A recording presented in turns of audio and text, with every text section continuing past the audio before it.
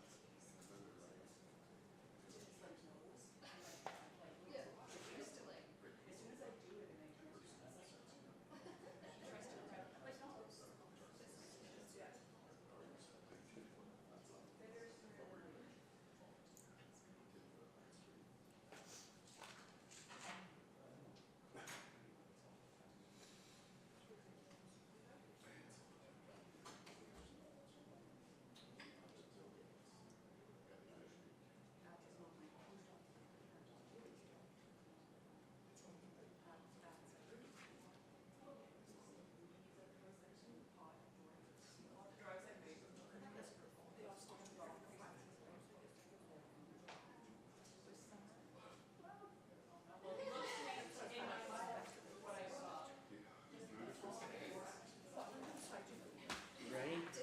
What's that? You ready?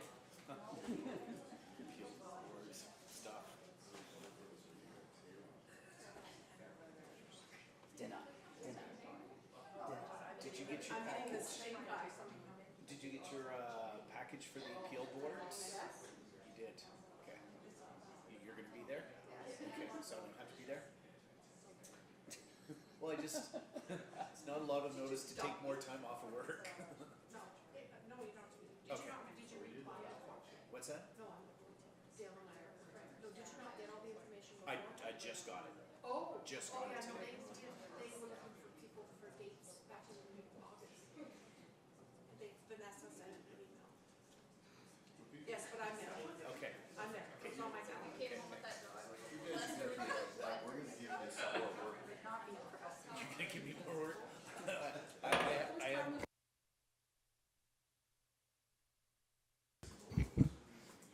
No pressure, right?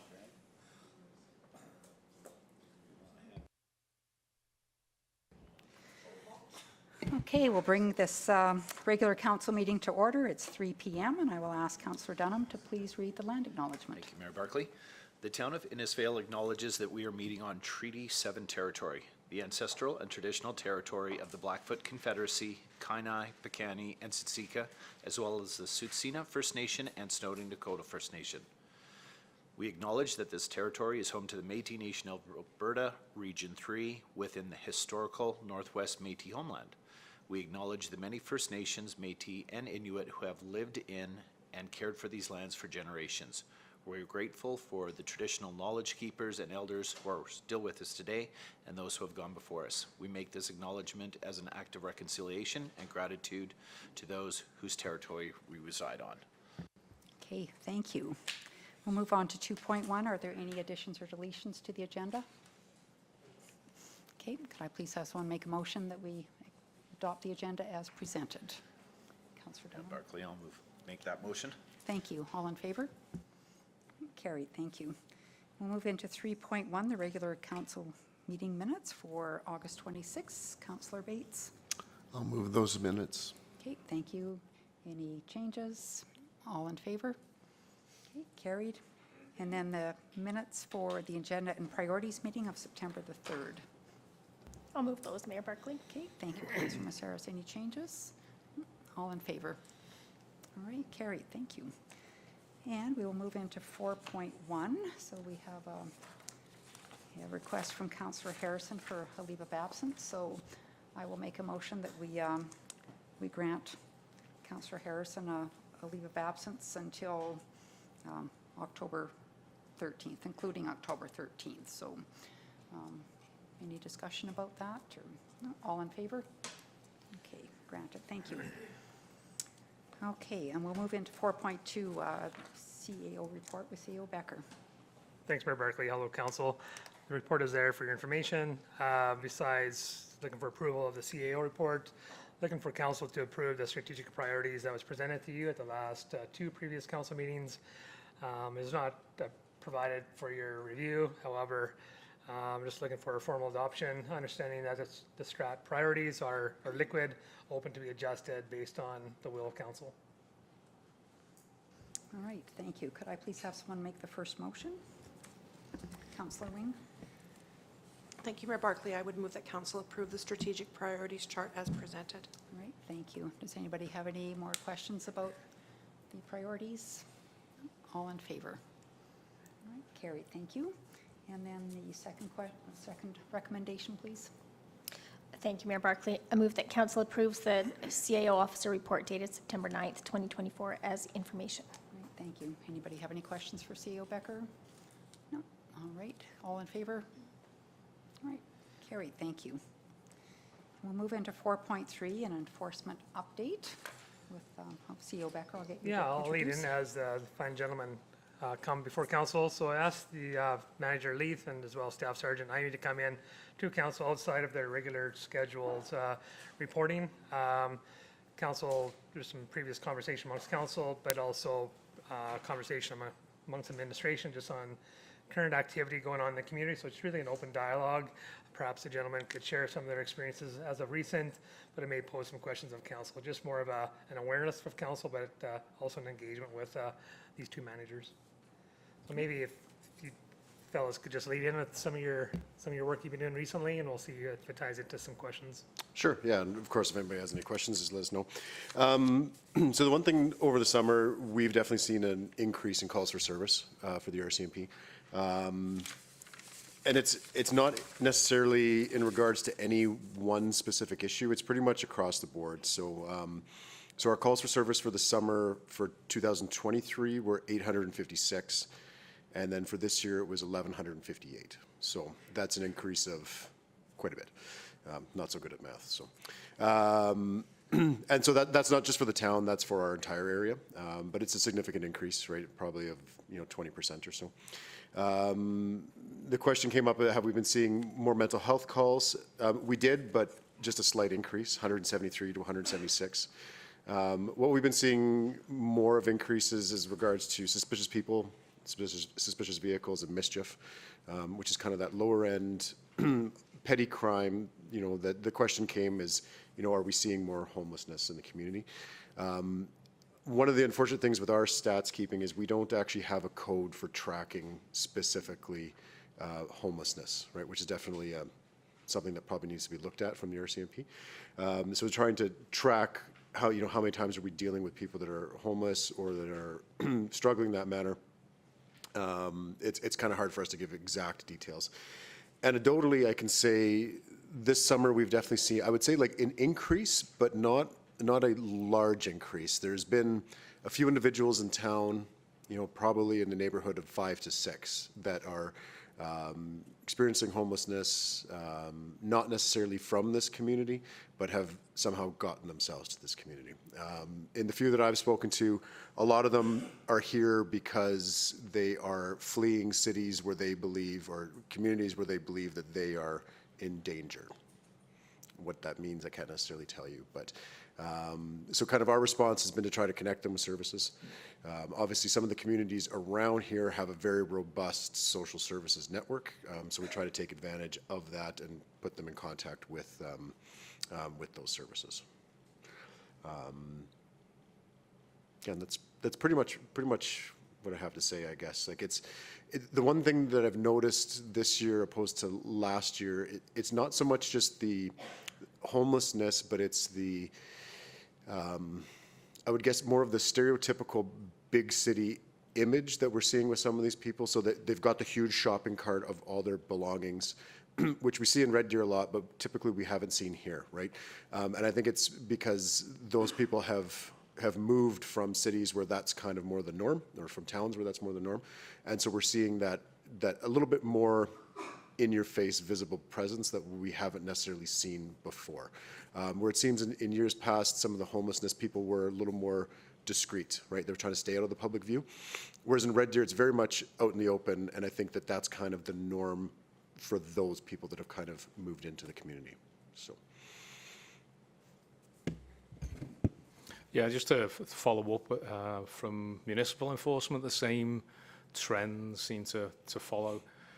Certainly for time engaged, those individuals cause issues across multiple departments. I know certainly parks and rec, where they're going into the pool to get showered, where they're leaving garbage or their personal items scattered all over town at town facilities. And then it becomes an inhibitor then for community members to use them. Certainly, again, reiterating that, you know, our general tactics have been to move these people to where they can get services.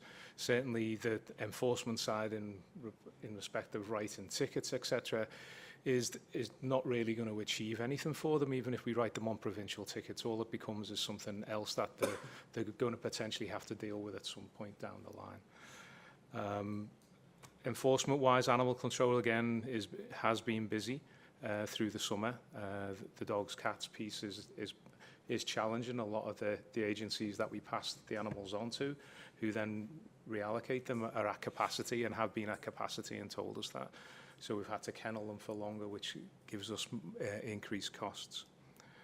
On the fire side of it, certainly looking at our stats for that, our medical calls are up by a third at the same point as last year. So that's significant.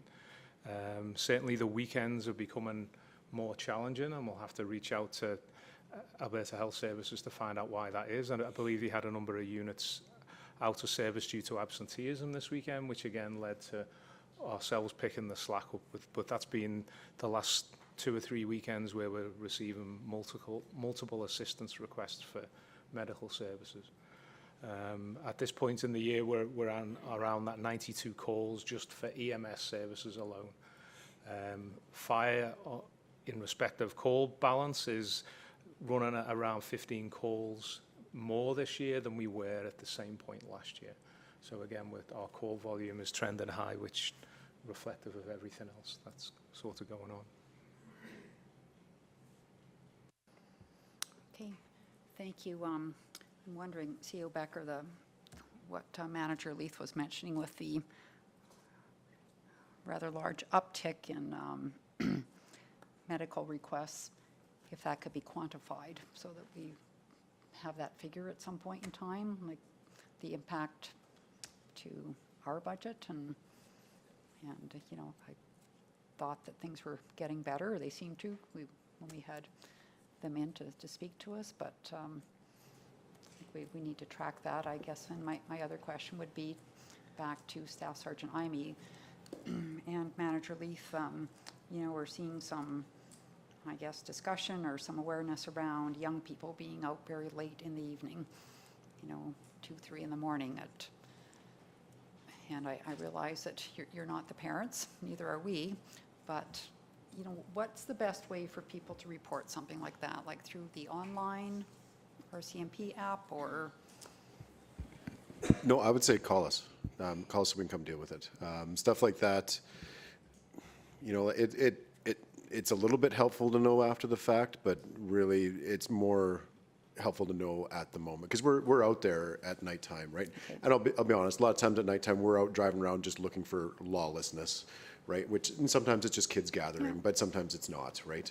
And I've read some of the online anonymous posts and stuff like that, and there's some fairly concerning things that are being said, but not necessarily reported to us. Yeah. So which is obviously concerning, you know, but whether or not the posts are true, or if just people don't feel comfortable calling us. And I would hope people would call us so we can go deal with it. But yeah, definitely, if anytime that I'm talking to people, I always say, if you're ever not sure, just call. Okay. Right? The worst thing that'll happen is we'll say that we're busy doing something else, but more than likely they'll go and deal with it.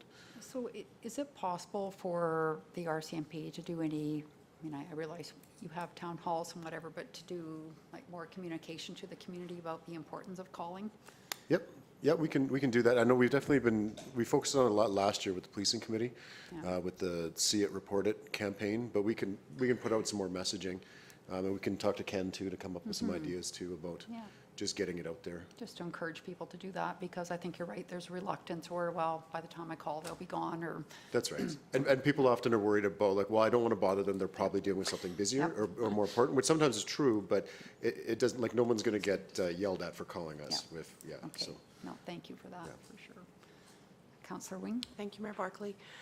Through to our delegation, well, actually through to CEO Becker, we have been talking over the last couple of years about sort of having a larger table conversation about mental health as a whole, homelessness as a whole. We've talked about working with FCSS and coordinating with our multi-agencies that come together on a regular basis. I just wonder if it's time that we didn't actually be more deliberate about having a conversation. I don't know. I mean, I appreciate if we're thinking, well, we have 5 or 6 people, doing a point-in-time count isn't necessarily that effective, but is it really only 5 or 6 people? We've always experienced the hidden homeless in Innisfail for a long, long time. So I just wonder if it's not the time to actually be deliberate and have that conversation at the community level.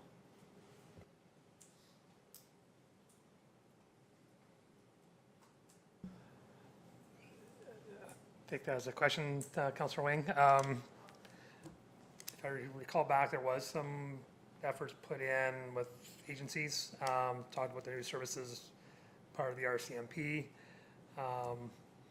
We did not get around further larger community discussion besides what happens with interagency. I'm not sure if they can rejig that conversation, or not rejig, but remind ourselves what that conversation was and to get into what the expectations are of council. Right now, there's not been further action taken besides what was done. And again, more resources going to RCMP and affiliates to have, I believe it's an office out of Rocky Mountain House. And maybe you can speak to that to remind us, Staff Sergeant Amy, and how that is going. Maybe it ties into part of this conversation. Yeah, so and what CEO is talking about is the PAC team, right, that's out of Rocky Mountain House, which we do use on occasion. And they've been highly useful for us for some of those people that are really struggling, and then tying up a lot of police and municipal enforcement resources. And we've had a few good success stories actually with them, because they're able to engage with them at a deeper level than what we are and help get them their supports. Even to the point where there's a lady in town that we rarely hear from now, and we used to deal with her 4 times a day. So it definitely works for sure. And that's, I guess, one piece of it. I'm not sure if that's exactly what you were talking about, the Councillor Wing. It is, except as I said, this isn't a new topic, I guess, at this table in the last 3 years. We've talked about it a lot, and certainly, you know, from past experience, even in Red Deer, the reality around mental health and activity with the police being such a large part of it. We had conversations here around, maybe we needed to just ensure that there was a larger conversation around mental health services for sure, how they're being dealt with within the community, but then also adding in the homelessness piece to it, because I think that's, you know, just like a lot of what you're dealing with from the RCMP perspective, those kinds of situations are also impacting the homeless people that are coming into Innisfail. And yeah, some of them are afraid, they're leaving because they're afraid that their homes are going to be destroyed in the big cities or the bigger towns, and they're becoming quite mobile and transient, I think. But that's not the point. The point is we have talked about having there being a larger conversation, and so maybe Director Jenkins can Sure, I can fill just me in. add in, coming out, so we're still working with the consultant on the community safety and well-being plan, and it does touch a bit on homelessness and some of our establishments that tend to house the transient population, and some of those conversations, and how we can look at the actions coming out of that plan as well. Yeah, and just to add too, because obviously there's so many layers to this too, like between, you know, the economic crisis people are having, and lack of housing, and there's so many layers of homelessness, right, that we end up dealing with. For the most part, like what we deal with and what municipal enforcement I think is dealing with too, is that sector that are experiencing homelessness but also struggle with hardcore antisocial behaviors. So these are often people that are causing problems in whatever community they've come from, so now they're fleeing that and then coming here. And I can't tell you what possibly the answer is to that, because I definitely don't know. But those are the people that we're seeing and we're dealing with, right? Less so much the single moms that can't pay rent and stuff like that. That's not what are coming to like our attention on a daily basis. Councillor Heisted. Thanks, Your Worship. To Councillor Wing, good comments and discussion on that. I do see it, you know, our Community Safety and Policing Committee is some of that work, working closely with FCSS with this subject itself, and having those conversations where it's not uncomfortable in the community. Like, you know, I think what we need to do is talk to our citizens and say, you know, it's okay to be, you know, if somebody's in trouble or needs help, we should be talking to them or actually trying to communicate, right? And I think that's part of the discussion as well. If I'm catching your lead, Councillor Wing, that's one thing that I do see from FCSS to our policing committee. Another piece I do see, Staff Sergeant Imey, is the calls or the information that's on the website. I'll use the bulletin as an example, the anonymous information, which is unfortunate. I think that some of our communications, when that call it in, when we did in the past year, we had a bit of a rallying around the community, is having the individuals call things in. I think that the concern that I see is, you know, the petty crime. And I think that people are talking about it, but they're not addressing it. And I do see in the community as well as there's certain areas in town that people don't turn on their lights. They're not aware of, you know, or there's programs out there in other jurisdictions where there's sensor lights where people are, you know, if they're going in the back alleys and checking out people's garages, there's things that we can do. But I look at the work that the committee has done in the past couple of years. It's really good, but I would agree with Councillor Wing as the discussion has to be at a community level where we're more understanding and maybe we're able to have those resources, you know, in this community to help individuals, because I don't see it as a huge problem. I just see that people talk about it, and then there's, you know, they're negative towards individuals that are homeless or going through a tough time, and that's where I'm seeing it. So thanks for your time today. Yeah, and I would just add too that we think about the responsibilities of different levels of government, so we want to make sure that all this isn't pulled into the municipal world, because it's really the provincial responsibility to deal with a lot of this and to make sure the funding is there, and so much of this is being downloaded, and I see municipalities picking up this in many areas, and we want to help, but at the same time we want to make sure that other levels of government are doing what they're supposed to do too, and to help with this. So okay. Councillor Bates, I'm sorry. Yeah, I just wanted to comment that when this subject first came up, of course you start thinking about what is it, you know, the strange stuff that's going on. And most of the things that I'm aware of relate to petty crime and nefarious night activities. I'm not sure how much of that is connected to homelessness and mental, some of it, no doubt, but it just seemed, and certainly not a lot of the vehicular stuff isn't probably connected to homelessness or even could be mental illness, but yeah, those are the things that come to my mind, is more nefarious things happening at night that seem to be planned, and then the incessant, and then they result in things that make the news, like the Jeep on its side at the spray park. I mean, that's not homelessness or whatever. Some of that stuff, there seems to be more of that, and that's a concern that I have, and I'm not pinning it on anything in particular. It just seems to be increasing, and yeah, thank you. Yeah, if I could just, I think you're 100% right. The one thing that I think that over the years that we see more and more of all the time is just antisocial behavior, and wherever that comes from, whether it be from youth, whether it comes from some homelessness, maybe some mental health, some just criminals. But you're right, there does just seem to be more of a just general disregard for, I guess, the rule of law, right? And I think that's more of a societal thing, and not just here, but everywhere. But you're right, and I think also, like, especially with social media, people's awareness of it is very heightened. And so we see a little bit of it, but then we all read about everybody else's experience, so we're reliving it almost too, right? So I think it's exponential in how we're seeing it too, more so than years past, right? And there's even just on Facebook alone, there's so many groups that are well-meaning, but then it's that constant negative news cycle, right? There's a lot more rants than there is raves all the time, right? So. Okay, any further questions? No? Okay, well, thank you so much for coming today and updating us, and keep up the great work.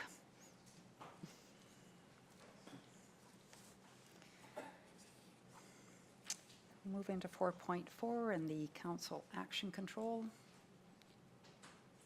If there's no questions, then we'll just have someone please make a motion to accept the council action control as presented. Councillor Hystad. I'll make that motion to accept the council action control. Okay, thank you. Councillor Bates. Yeah, I think you mentioned it last week. Are we still asking for admin to bring the urban head bylaw back? Or are we done with that because it's in here in black still? No, I think we were done with that because the recommendation was not to change it. So. It's considered complete. Okay, thank you. Okay, so we have a motion to accept the report. All in favor? Okay, carried. Okay, and we'll move into 5.1 with Director Kennedy. Yep, thanks, Mayor Barkley. So back in May of 2022, actually, we brought forward a update to council in regards to the Kinsman Club's intent to propose a back nine of the disc golf course, which was constructed back in 2021. Recently, we did meet with the club representatives to review the proposed design and did a walkthrough with the parks foreman in the club to review the course with them. From that meeting, they went back and made some minor changes and have attached the final proposed design. The course has been marked out with ribbon stakes, so we can arrange if council would like to do a tour, or the map is enclosed as well if you'd like to walk the course at your convenience. The club would like to start installation sometime this fall, so we would like to come back to council probably in early October, if possible, to gather your feedback and take kind of the next steps. We've also included a copy of the agreement, which upon approval would be amended to include this back nine. So I'll take any questions just in regards to the course itself. I would definitely like to go for a walk with you and whomever. Go check this out, please. Okay, so have a full understanding of. Yeah, I can get maybe just we need to propose some dates, or if you have some dates that you would like. For sure. Okay, Councillor Hystad. Yeah, Your Worship, thanks to Director Kennedy. I'd love to go for a walk through on the proposed the additional 9 holes. I know Mayor Barkley and myself and CEO Becker did the first 9. We played a game, terrible game, but it was neat, and I think it would, for me to visually see this and to walk it, it helps me. I know I'm like Mr. Field Trip guy on council, but I think this would really help me understand, making sure that we have the right, setup, as well as making sure that we're allowing that walkability for everybody else in our community to walk that course and within that area, not causing issues with this back 9. Thanks. Okay. Councillor Maceros. Thank you, Mayor Barkley. Through to Director Kennedy. Just a couple of questions. Can you tell me what the colors mean on the map? That's the first question. And then secondly, it's hard to tell from looking at this, but does this go through any of the current walking paths? So it does adjoin onto the path. So we'll start at just in regards to what's on the screen right now. So for instance, on hole number 15, the black box is the actual tee box. So that's where they would launch, and then that would go to the north in this case, and then the white is the basket itself. Oh, if you want to scroll back down to where we were. Yep. So for instance, on that one, that is a pathway along that walk route. So the basket itself is before the pathway. And then they would then walk over to a tee box that would be, again, beside the pathway, and they would launch to the south, going down onto the basket there. That's in that treed area there. So it's easier if we walk it, and I can really show you guys, explain where the layout is. But that's generally the concept. And then the blue mark is kind of you're walking between the basket and the tee box. This is the pathway. Okay, and the gray line? That's just an existing path. Okay. That was just carryover from a previous, I believe, the previous map, so. Okay, thank you. Okay, Councillor Bates. So having not played it, I really don't have the desire, but can somebody tell me where the 10th hole basket is? Yep. I'm trying to visualize the continuity of it. Keep scrolling up, there it is there. So it's over by the gazebo, on Napoleon Lake there, the gazebo, and then they work their way north. No, that's the 10th That's tee. 10th tee I'm box. sorry, what I meant to ask, the 9th basket, Yeah. to see where, like, and whether or Go not. back up to the I'm map. visualizing the old golf course where you So the 9th tee. finish 9th your and first 9 tee. and you start right into your second 9 somewhere nearby. Yeah, this doesn't have that type of continuity to it, just because of the layout. So first tee box is over on the right-hand side. Yep. And then the 9th basket is right just below that first tee box. Okay, just below that, Yep. where that little X is right now? Exactly. Okay, Yep. and has anybody ever looked at trying to make it more continuous, like by scrambling some of the other holes and? If that's some of the feedback, Well, this was Just kind trying of to proposed. imagine if I'm playing it, that Mm-hmm. if I'm out there to play 18, that it would, because it's a long ways back to where number 10 starts right now. Yeah. But just a comment, yeah. I would say the prime consideration is the interaction between current pathways, and if that's all satisfied, then yeah, that's the prime consideration. Okay, so we'll go for a walk one of these days Yep. without discs this time, because we were quite pathetic at it. Well, I was anyway. but- Okay, we'll Okay, propose some yeah, dates then for later sure. on and go from there. Yeah, that's great, thank you. Okay. So we will move on to, didn't want a motion for that, did you?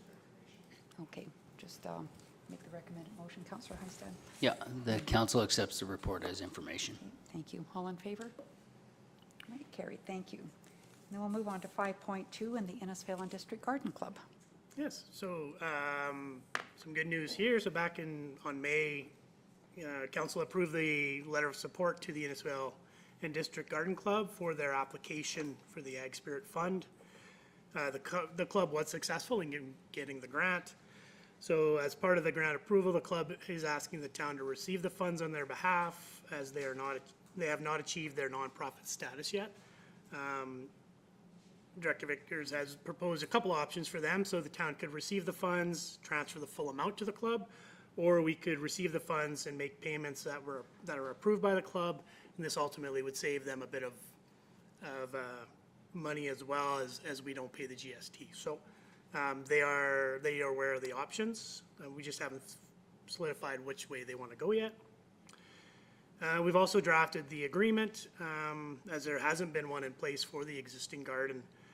This agreement would clarify the roles and responsibilities for each party, and does have a term of 10 years so that it can be revisited if it needs to be revised. So we'll take any questions from council on that. Okay, thank you. I'm assuming that's okay with FCC to transfer funds to to Innisfail and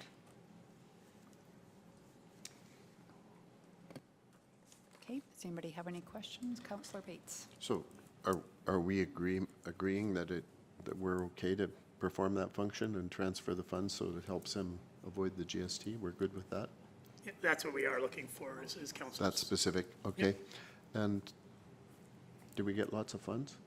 Did they get lots of funds? I think it was 20,000. Yeah. Just over 20,000. Thank you. Councillor Hystad. I'll make that motion, the first motion, if that council approves the execution of the grant funding agreement to provide financial management services to the Innisfail and District Garden Club.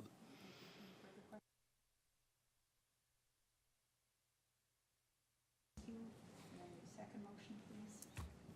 I'll make it that council approves the execution of the agreement between the town of Innisfail and the Innisfail and District Garden Club.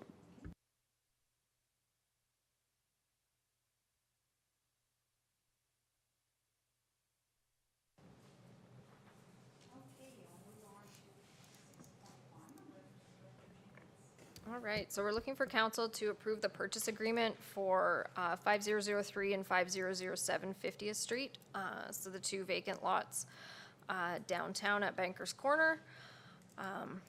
They're currently vacant and being identified as strategic priorities for the redevelopment and revitalization of downtown.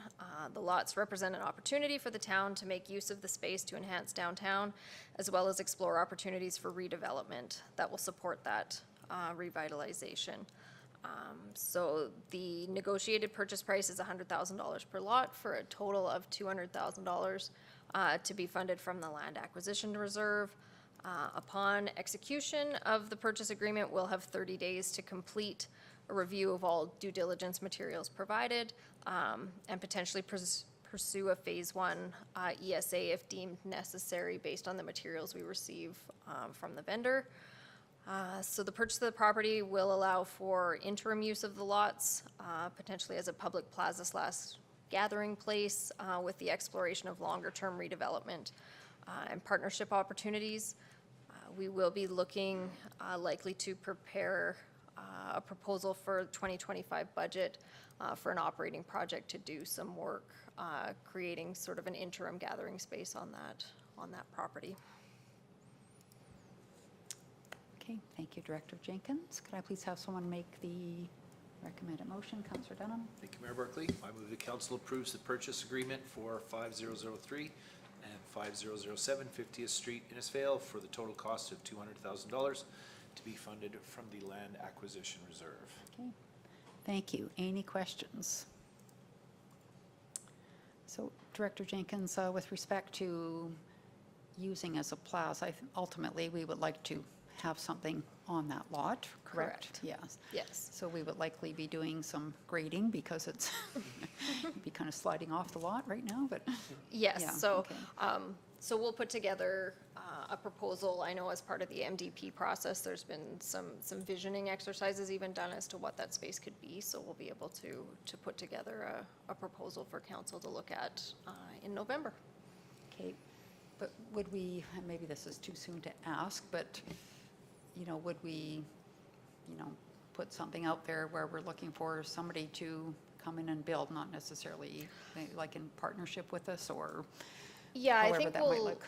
start to explore some of the, you know, again, potential users, potential need for spaces, and then as we would look towards an actual building development for the lot a little bit longer term. Okay.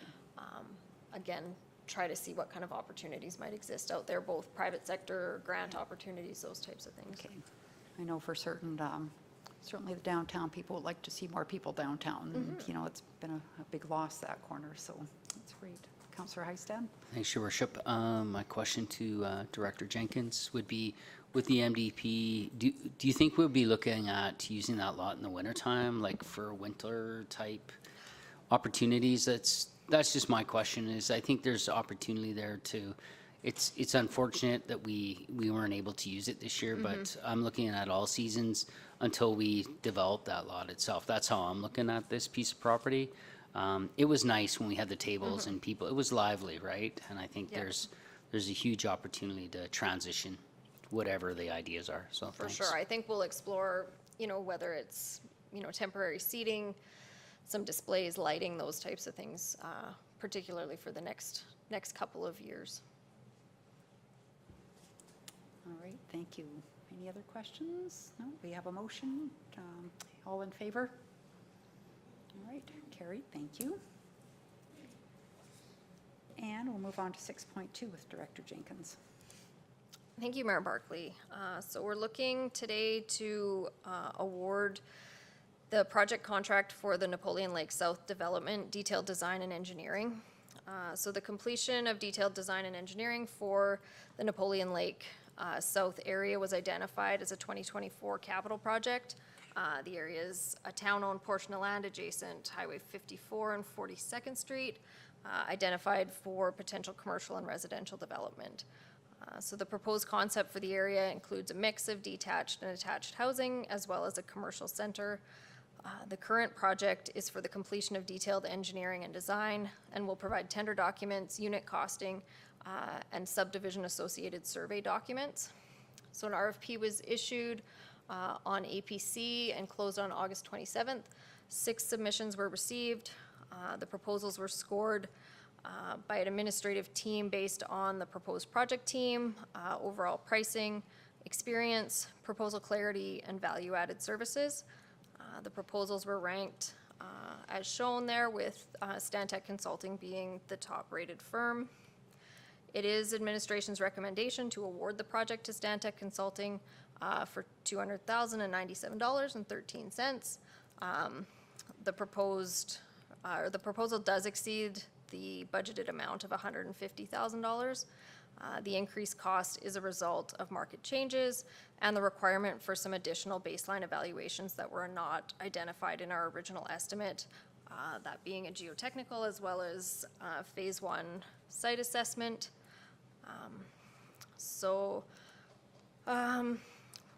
Again, looking for council to approve us to proceed. The deliverables from this work will allow for the completion of revenue and cost projections necessary to confirm feasibility and provide council with a business case as part of your 2025 budget deliberations.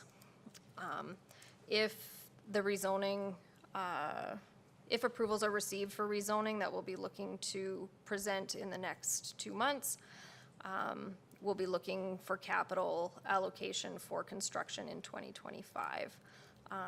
Potentially delaying the commencement of this project will delay the ability for construction to take place in 2025 and could void our current letter of intent in place with the commercial purchaser for the 3-acre lot.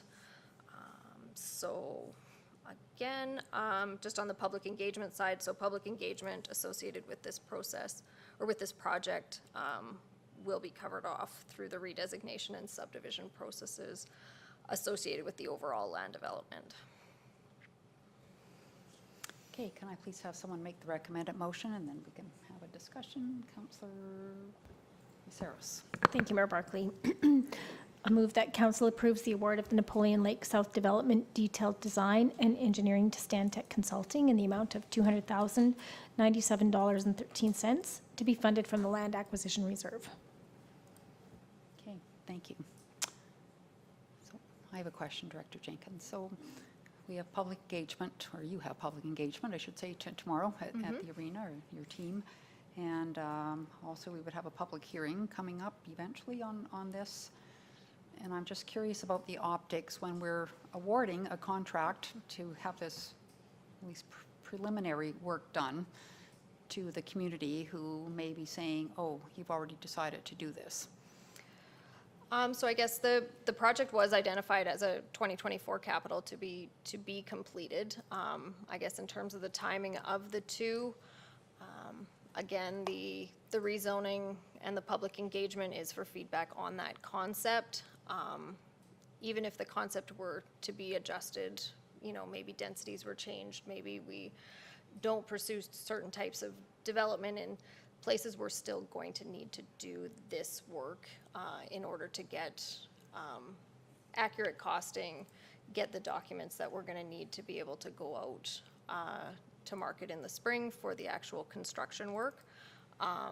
I guess in my mind, the rezoning process isn't an all or nothing, that the intent for us to do some type of development on that land is what we want to move forward with.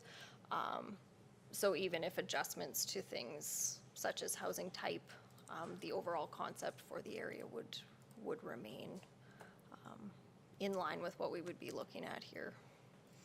Okay, no, I just wanted to ask, because I'm sure that might come up, right? Like you're approving, do this, and yet you're asking us what our opinions are, and so, any other questions? Councillor Bates? Well, yeah, and I appreciate that explanation. I'm wondering if it would be possible for you to summarize that in 2 or 3 talking points, because it won't be just in the next couple of days. That this could be for a long time, and For sure. I'd appreciate having that Yep. backup. Thank you. I think also tying it to the commercial development, so we did. Absolutely. In June, we publicly entered the letter of intent with the commercial development, so that component is part of this project as well. So yes, certainly we Thank you. can get something to you. Perfect, thank you. Councillor Hystad? Yeah, no, I think that your question, Mayor Barclay, your question to Director Jenkins was a good one. And I see this as, part of the process moving forward. I am, I'm excited about the future of that area and what could come out of it. So I would like to make the recommended motion if that works. I think we already got it. Okay. Or, yeah, I'm sorry, out to lunch. No, but I think that this area is, we got to move forward. That's how I'm looking at it, but that's how I see it. Thank you. Okay, any other questions? No? Okay, so we have a motion, all in favor? Okay, carried unanimously. Thank you, Director Jenkins. And we'll move into correspondence and information next. So we have a letter from Government of Alberta on the grant. And then I believe with the submission here from Karen Scarlett, we need another letter of support, correct, CEO Becker? That's correct. For another, Directly to council, there was a second letter of support requested from Karen Scarlett. This letter of support would be through the grant application for the Canadian Council for the Arts with a grant up to $60,000 to help with her initiatives with community art. Okay, so could I please have a motion that we grant Karen Scarlett a letter of support? Mayor Barclay, I would make that motion. Okay, all in favor? All right, carried. And then we'll just have do you want to scroll down a little bit, please, Juanita?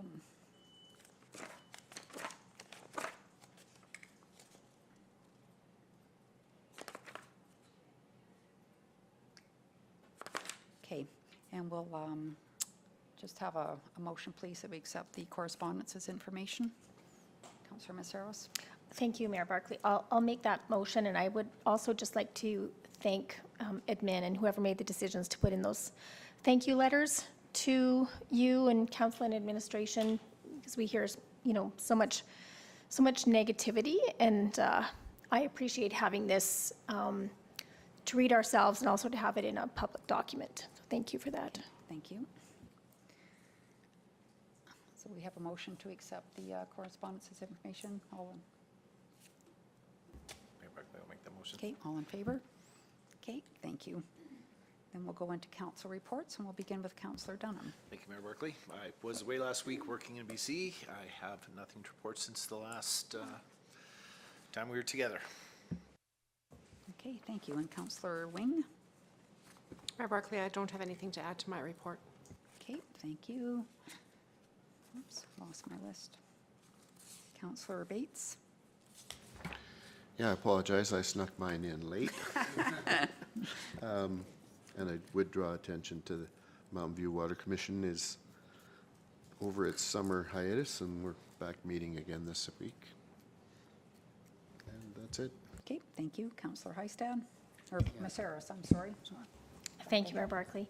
Nothing to add to events from last week. We've got a busy week coming up this week, and I just also would like to make another comment about the interview you gave to CBC, and just was, thought it was an excellent interview and filled with pride about our community and the way you represented us. So thank you for that.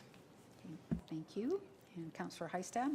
Thanks, Your Worship. We got Varma this week, open house, as well as previous week was a historical village, and registration night and open house tomorrow night. So it's going to be busy. Thanks. All right. Thank you. And my report is in the package, so I don't have anything further to add. And we'll go to open mic. Does anybody have any anything they would like to add? Come on up, Tim. I'll just get you to say your name and into the mic, and just so it's recorded. Actually, can you just turn the mic on, please?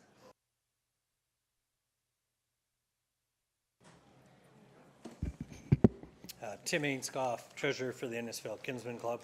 First off, I'd like to thank Mayor and Council for considering our back nine disc golf. As well, I'm here bearing gifts. I have the CFIT check for $100,000 to give to Erica. Okay, thank you. Okay. What do you want me? You wanna? We did that already. Yeah. Yeah. You missed it.